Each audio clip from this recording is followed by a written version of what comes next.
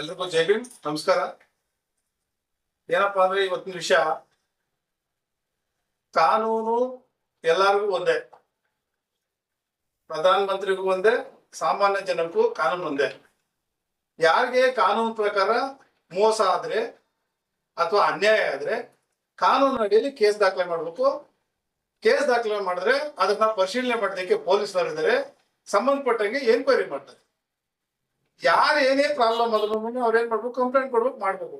ಅದಕ್ಕೆ ಹೊರತುಪಡಿಸಿ ಇತ್ತೀಚೆಗೆ ಹೊಸಕೋಟೆ ತಾಲೂಕಲ್ಲಿ ಯಾರ್ಯಾರು, ಅದು ಹೊಸಕೋಟೆ ತಾಲೂಕರು ಯಾರು ಅಲ್ಲ, ಯಾರೋ ಬೇರೆಯವ್ರು ಬರ್ತಾರೆ, ಫೋಟೋ ಇಟ್ಕೊಂತಾರೆ ಶಶಿಕುಮಾರ್ದು, ನಂಗ ಇಷ್ಟು ಕೋಟಿ ದುಡ್ಡು ಕೊಡ್ಬೇಕು, ಅಷ್ಟು ಕೋಟಿ ದುಡ್ಡು ಕೊಡ್ಬೇಕು ಅಂತಾರ. ಏನ್ ಕೆಲಸ ಮಾಡೋದಂದ್ರೆ ಅವರು ಒಬ್ಬನು ಯಾರೋ, ನಾನು 2022ರಲ್ಲಿ ಶಶಿಕುಮಾರ್ ಮೇಲೆ ಅಟ್ಯಾಕ್ ಮಾಡ್ತಾರೆ, ನಾನೇ ಬಂದ್ಬಿಟ್ಟು ಅಟ್ರಾಸಿಟಿ ಮಾಡಿಸ್ತೀನಿ, DYSP ಅವಾಗ ಉಮಾಶೇಖರ್ ಇರ್ತಾರೆ, ಅವ್ರ ಹತ್ರ ಮಾತಾಡ್ಬಿಟ್ಟು ಅಟ್ರಾಸಿಟಿ ಮಾಡ್ತೀರಿ, ಅಟ್ರಾಸಿಟಿ 3 ದಿನ ಮೇಲೆ ಮಾಡಿರ್ತೀವಿ, ನಾನೇ ಮಾಡಿಸ್ತೀನಿ ಅವ್ರು. ಯಾಕಂದ್ರೆ ಅವ್ರ ಮನೆ ಹತ್ರ ಅಟ್ಯಾಕ್ ಮಾಡ್ಬಿಟ್ಟು CCTV ಸಮೇತ ಇರ್ತದೆ. ಅದು ಚಾರ್ಜ್ ಶೀಟ್ ಆಗಿದೆ ಕೋರ್ಟ್ ಅಲ್ಲಿ. ಯಾವುದೇ ಸಾಕ್ಷ್ಯಾಧಾರಗಳಿಲ್ಲ ಅಂದ್ರೆ ಅಟ್ರಾಸಿಟಿ ಮಾಡಿದ್ರೆ ಏನಾಗ್ತದೆ, ಪೊಲೀಸ್ನವ್ರು ಕಣ್ಣು ಮುಚ್ಕೊಂಡಿರ್ತಾರೆ, ಬೀದಿ ರಿಪೋರ್ಟ್ ಮಾಡಿ ಕೇಸ್ನ ಖಲಾಸ್ ಮಾಡ್ತಾರೆ. ಇವ್ರೇನ್ ಮಾಡ್ತಾರೆ, ಅದನ್ನೇ ಇಟ್ಕೊಂಡು ಅವ್ನ ಕೇಳಕ್ ಹೋದ್ರೆ ಅವ್ರ ಜೊತೆಲಿದ್ದಾರೆ 5-6 ವರ್ಷಗಳಲ್ಲ, 8-10 ವರ್ಷಗಳಿಂದ ಶಶಿಕುಮಾರ್ ಜೊತೆಲಿದ್ದಂತವ್ರೆ ಅವನ ವೀಕ್ನೆಸ್ ನೋಡ್ಕೊಳೋದು. ಅವನೇನೋ ಚೆನ್ನಾಗಿ ಆರ್ಥಿಕವಾಗವನೆ, ನನ್ಗೆ ಇಷ್ಟು ಕೊಡ್ಲಿಲ್ಲ ಅಂದ್ರೆ ನಾನು ಎಲ್ರು ಗ್ಯಾಂಗ್ ಸೇರಿಸ್ತೀನಿ, ಅದ್ ಸೇರಿಸ್ತೀನಿ ಅಂತ ಹೇಳ್ಬಿಟ್ಟು ಅವ್ನ ಬ್ಲಾಕ್ ಮೇಲ್ ಮಾಡೋದು.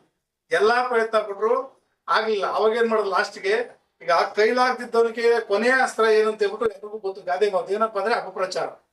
ಇವನ್ ಮಾಡೋದು ಅಂತ ಹೇಳ್ಬಿಟ್ಟು ಅವ್ನ ಫೋಟೋ ಇಟ್ಕೊಳ್ಳೋದು, ಅಪಪ್ರಚಾರ ಮಾಡೋದು. ನಾನು ಮಾಧ್ಯಮದ ಮುಖಾಂತರ ಏನೋ ಹೇಳಕ್ ಇಷ್ಟಪಡ್ತೀನಿ ಅಂದ್ರೆ, ನಿಮ್ಮ ಮಾಧ್ಯಮಗಳಲ್ಲೇ ಪ್ರಚಾರ ಆಗಿರೋದ್ರಿಂದ ಅಪಪ್ರಚಾರ ಮಾಡೋದು ಬಿಟ್ಬಿಟ್ಟು ಕಾನೂನು ಹೋರಾಟ ಮಾಡ್ಲಿ. ಈಗ ಶಶಿಕುಮಾರ್ ಕಾನೂನು ಹೋರಾಟ ಮಾಡ್ತಾವನಲ್ಲ, ಅಕಸ್ಮಾತ್ ಏನಾದ್ರು ಶಶಿಕುಮಾರ್ ಫ್ರಾಡ್ ಮಾಡಿದ್ರೆ ಎಲ್ಲಾ ಕಾನೂನು ಅಡಿಗಿರಂತಹ ಒಂದೇ ಡಿಪಾರ್ಟ್ಮೆಂಟ್ಗಳೆಲ್ಲ ಎಲ್ರಿಗೂ ಗೊತ್ತಾಗುತ್ತೆ, ಆಮೇಲೆ ಕಾನೂನು ರೀತಿ ಕ್ರಮ ಆಗುತ್ತೆ. ಅದು ಬಿಟ್ಟು ಸುಮ್ಮನೆ ಫೋಟೋ ಇಟ್ಕೊಂಡು ಯಾವ್ದೋ ಸೋಷಿಯಲ್ ಮೀಡಿಯಾಗಳಲ್ಲಿ ಹೋಗೋದು, ಅವನ ಮೇಲೆ ಅಪಪ್ರಚಾರ ಮಾಡೋದು, ಅಷ್ಟು ಕೋಟಿ ಇಷ್ಟು ಕೋಟಿ ಎಲ್ಲಿಂದ ಬಂದ? ಅವನಾದ್ರು ಡ್ರೈವರ್ಗೆ ಅಷ್ಟು ಕೋಟಿ ಕೊಟ್ಟಂತೆ, ಎಲ್ಲಿಂದ ಬಂತು ದುಡ್ಡು ಅವನಿಗೆ? ಹೆಂಗೆ ವೈಟ್ ಇದು ಏನೋ ಕ್ಯಾಶ್ ಮುಖಾಂತರ ಕೊಟ್ಟೆ ಅಂತ ಹೇಳ್ಬಿಟ್ಟು ಇದ್ರಲ್ಲಿ ಹೇಳ್ತಾನೆ. ಹೆಂಗೆ ಕ್ಯಾಶ್ ಮುಖಾಂತರ ಅಷ್ಟು ಕೋಟಿ ಹೆಂಗ್ ಬಂತ ಅವನಿಗೆ?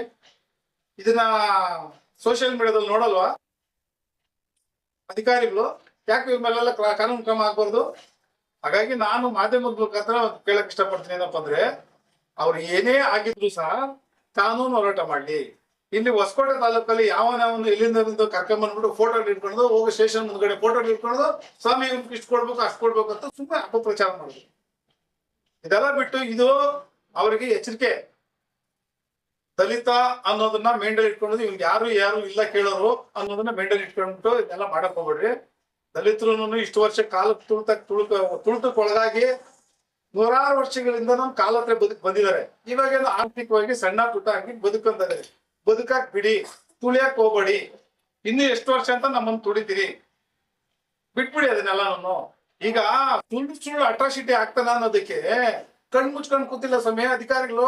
ಅವ್ರಿಗೂ ಟ್ರೈನಿಂಗ್ ಇದೆ, ಓದಿರ್ತಾರೆ. ಸರ್ಕಾರದಲ್ಲಿ ಅವ್ರನ್ನೂ ಕೇಳೋಂಥವ್ರು ಇರ್ತಾರೆ. ಸುಮ್ನೆ ಚಾರ್ಜ್ ಶೀಟ್ ಮಾಡಲ್ಲ. ಸುಮ್ನೆ ಚಾರ್ಜ್ ಶೀಟ್ ಮಾಡಕ್ ಆಗುತ್ತಾ? ಸುಳ್ಳು ಕಂಪ್ಲೇಂಟ್ ಆದ್ರೆ 2022ರಲ್ಲಿ ಕೋರ್ಟ್ಗೆ ಹೋಗಿದ್ರೆ ಚಾರ್ಜ್ ಶೀಟ್ ಆಗಿದೆ. ಹೆಂಗೆ ಅವರು ಸುಳ್ಳು ಅಂತ ಹೇಳ್ತಾರೆ? ಇದೆಲ್ಲ ಚೆನ್ನಾಗಿರಲ್ಲ. ಇದು ಮಾಧ್ಯಮ ಮುಖಾಂತರ ಎಚ್ಚರಿಕೆ. ಇದನ್ನ ಸರಿ ಮಾಡ್ಕೊಳ್ಳಿಲ್ಲ ಅಂದ್ರೆ ಮುಂದಿನ ದಿನಗಳಲ್ಲಿ ತಾಲೂಕಲ್ಲಿ ಬಂದು ಅಪಪ್ರಚಾರಗಳು ಮಾಡೋದು, ದಲಿತರ ಮೇಲೆ ಗೂಬೆ ಕೂರ್ಸ ಕೆಲಸ ಮಾಡಿದ್ರೆ ನಾವು ಇದ್ರ ಬಗ್ಗೆ ಉಗ್ರವಾದ ಹೋರಾಟ ಮಾಡೋಕ ರೆಡಿ ಇರ್ತೀನಿ ಅಂತ ಹೇಳ್ಬಿಟ್ಟು ಮಾಧ್ಯಮದ ಮುಖಾಂತರ ಎಚ್ಚರಿಕೆ ನೀಡ್ತಾ ಇದ್ದೀನಿ. ನನ್ನ ಹೆಸರು ಸಾವಿತ್ರ ಅಂತ, ಭಾರತೀಯ ಸಂಸ್ಥಾಪಕ ರಾಜ್ಯಾಧ್ಯಕ್ಷೆ. ಈಗ ಏನು ಶಶಿಕುಮಾರಣ್ಣ ಮೇಲೆ ಅಲಿಗೇಷನ್ ನಡೀತಾ ಇದ್ದಾರೆ, ಅದು ಇಷ್ಟಿಗೆ ಸ್ಟಾಪ್ ಆಗ್ಲಿ. ಯಾವುದೇ ಕಾರಣಕ್ಕೆ ಅವರು ಏನಿದೆ ಕಾನೂನು ಪ್ರಕಾರ ತನಿಖೆ ಅಂತಾನೆ ಅವ್ರಿಗೆ ನ್ಯಾಯ ಶಿಕ್ಷೆ ಏನ್ ಬೇಕೋ ಅದು ಅವರೇ ಕೊಡ್ತಾರೆ ಕಾನೂನು ಪ್ರಕಾರ. ಯಾವುದೇ ಕಾರಣಕ್ಕೆ ಈ ತರ ಅಲಿಗೇಷನ್ ಮಾಡಬಾರ್ದು ಅಂತ ತಮ್ಮಲ್ಲಿ ಕೇಳ್ತೀವಿ.